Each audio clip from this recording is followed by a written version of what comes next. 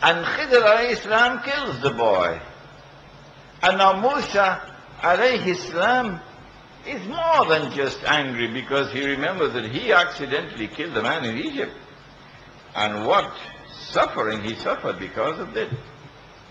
So he's very angry now.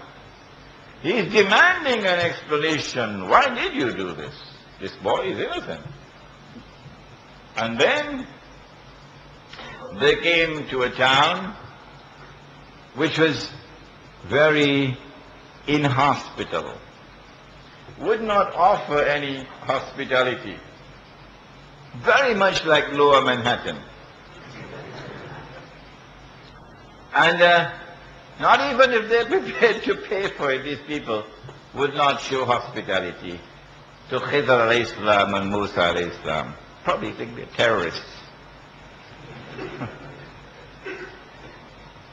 But there's a wall which someone had constructed. And this wall was crumbling. And Khidr alayhi salam, from his own pocket, he pays for the wall to be rebuilt. And Musa can't understand. Why would you pay to do this in a town which does not show even elementary hospitality? You could at least demand a refund of the amount that you have spent.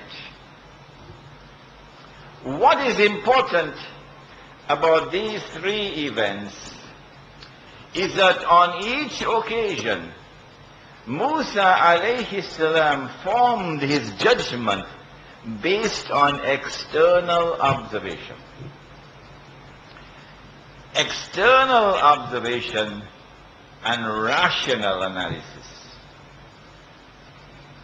And yet, on all three occasions, he was wrong.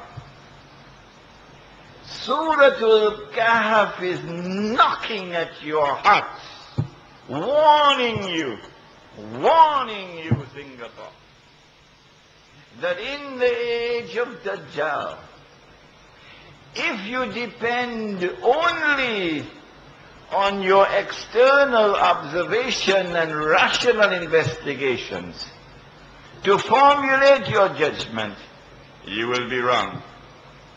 Why? Because Dajjal comes with two things: a river and a fire. But his river is a fire, and his fire is the cool waters of a river, said the Prophet alayhi salatu wasalam. In other words, that appearance and reality will be completely different from each other in the age of Dajjal.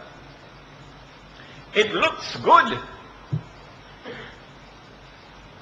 but it ain't good. It's dangerous. It looks bad, but the reality is different. It is good. Just like durian. You don't judge a durian by the external smell. Huh? You judge the durian by the internal taste. The external smell belongs to hell. Although some people would disagree with me. But internal taste belongs to heaven, although some people might also disagree with me. Anyhow. In the age of Dajjal, appearance and reality are going to be completely different from each other.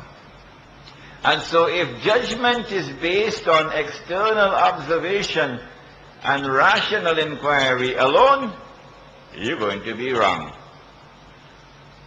And you'll pay a terrible price for your wrong judgment.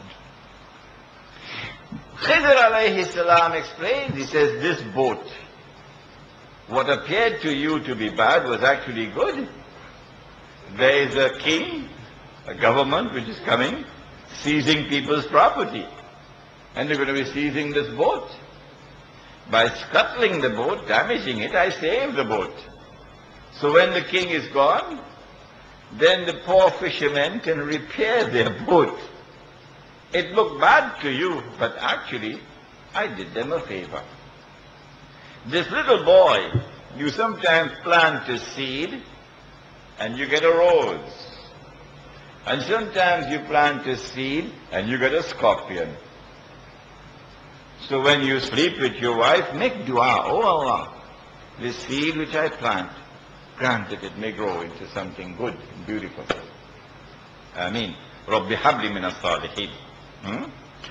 So this child was destined to grow into such a devil that his parents' fate would have been threatened. And by killing the child and praying to Allah to send them another child who would be qurratu a'yun for them, I was doing something good for them, but you couldn't see that. And this wall, you see this town? In this town there was a mu'min, a believer, who was dying. He had 2 little children, orphans, they're going to be orphans. And he had some money. But just like Lower Manhattan, he couldn't find a single person he could trust. None. Who can I give this money to? And ask them, please keep it until my children grow up. You can't trust a single person in that town. Is Singapore like that? So what he did was he had to dig a hole. Because he couldn't trust anybody. And bury the money. If you want to do that, make sure nobody is looking. And then having buried the money, he then built a wall. And prayed to Allah that when his children grow up, that Allah will guide them to the money. And since the wall was crumbling, my Lord instructed me to do this, Musa alayhi salam. And so knowledge can come from above. And instructions can come from above. And guidance can come from above. But Uncle Sam doesn't believe that. What we are introduced to here is a branch of knowledge which is called epistemology. What is knowledge? Is it possible for us to acquire knowledge? And how is knowledge acquired? The Qur'an teaches us, if you acquire knowledge, that knowledge wherein there is no doubt, never becomes obsolete, like the computer from 10 years ago. كلا لو تعلمون اليقين. If you had that knowledge which is born of certainty, knowledge which comes directly from Allah, لَتَرَوُنَّ الْجَحِيمِ, you would be able to see the hellfire. And so, yes, knowledge is possible. But remember, the knowledge doesn't only come this way. It also comes this way. Remember that in addition to knowledge externally derived, knowledge is also internally, intuitively, spiritually acquired.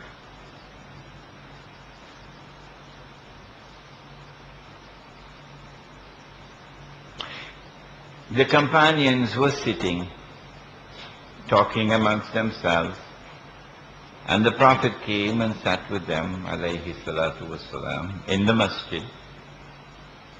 And this was after the farewell Hajj. They had returned to Medina. And so he has only about 81 days left in his blessed life. This is the last part of his life. When suddenly a stranger entered into the masjid, dressed all in white, black hair, spotlessly clean, no dust upon him. Yet no one could recognize who he was, and he was not a traveler. So, what happened? He dropped out of the sky? This is mystery. This is suspense. This is drama that will continue to remain with us until the end of the world. Who is this man? And he came and sat directly in front of the Prophet ﷺ.